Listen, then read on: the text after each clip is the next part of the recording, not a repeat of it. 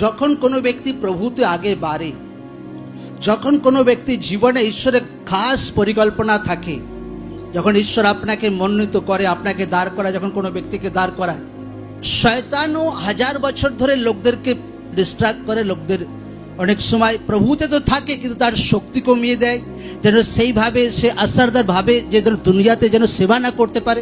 একটা ব্যাপন, একটা অস্ত্র শয়তান প্রভুর লোকদের জীবনে বহুত ইউজ করে, আর সেটা হচ্ছে বাসনা। জোরসে বলো কি? মনের একটা লালচ, মনের একটা আশা। এই বাসনা বহুত পরিমাণে লোকদের জীবনে ইউজ করে। সেটা কোনো বোনেদের জীবনে শয়তান ইউজ করতে পারে, কোনো ভাইদের জীবনে ইউজ করতে পারে, কোনো ঈশ্বরের দাসদের জীবনে ইউজ করতে পারে। এই বাসনা এমন একটা পার্ট। এবার কিভাবে শয়তান লোকদের জীবনে কাজ করে এটা লোকদের জীবনে জানা দরকার আছে। কারণ হার এক ব্যক্তি, সবাই এখানে তো বসে তো থাকি, কিন্তু আসলে আমি আপনাকে কাহিনী বলে দিচ্ছি, মনের পেছনে হার এক ব্যক্তি অল টাইম একটা লড়াই লড়ে যায়। ফাইট চলে কি না? হ্যাঁ, যেটা আপনার পরিবার কোনোদিন দেখতে পায় না,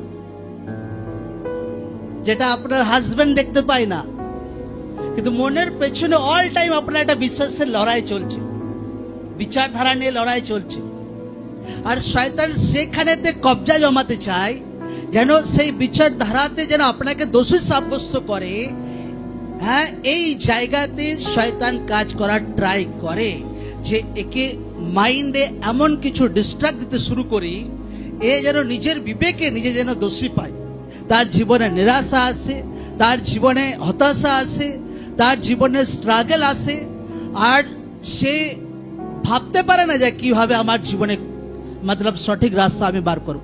কারণ একটা লড়াই তো সামনে লোকরা চলে, কিন্তু একটা লড়াই মনের পেছনে অল টাইম চলে, অনেক ব্যক্তির জীবনে চলে।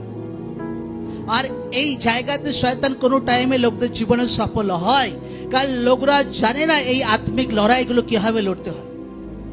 এই মনের পেছনে লড়াই, এই হৃদয়ের পেছনে লড়াই, এই লড়াইটা কিভাবে লড়তে হয়। এই কারণে ঈশ্বরের বাক্য বলছে, সব থেকে বেশি রক্ষা করো তোমার কি